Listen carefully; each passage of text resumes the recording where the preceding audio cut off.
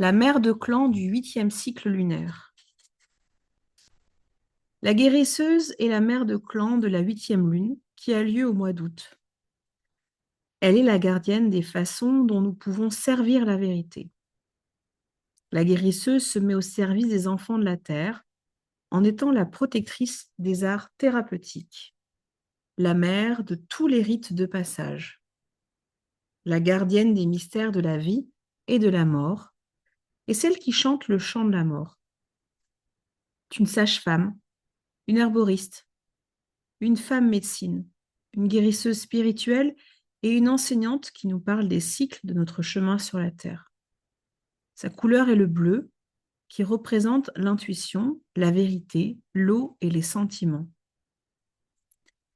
En tant que gardienne des plantes et des racines qui guérissent, elle est intimement liée aux esprits du royaume végétal qui appartiennent au peuple de tout ce qui est vert et qui croît. Il est parfois appelé peuple de la couverture terrestre, car les plantes et les arbres forment ensemble la couche qui protège le sol de mer-terre de l'érosion et préserve l'équilibre de ces cycles de régénération. La guérisseuse est la gardienne de toutes les préparations destinées à soigner et qui sont faites à partir des plantes du peuple de la couverture terrestre.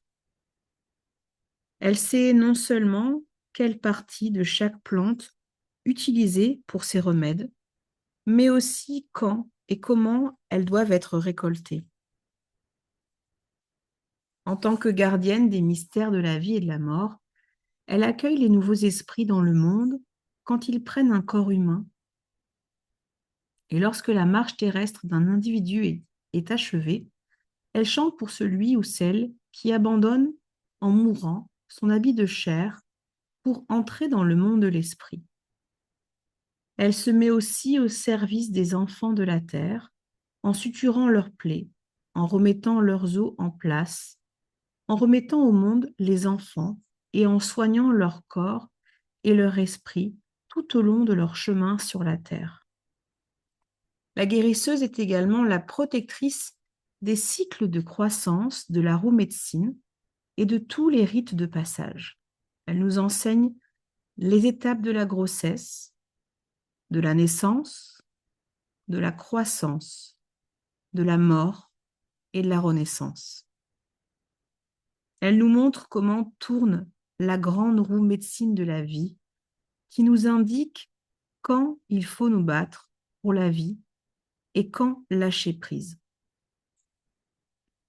Quand nous en remettre à notre esprit pour pouvoir choisir et quand accepter la mort comme étant l'étape qui nous mènera à la renaissance. La guérisseuse enseigne chaque être humain pour qu'il devienne capable d'abandonner la peur de la mort et d'accepter le changement en le percevant comme une occasion de vivre une nouvelle aventure.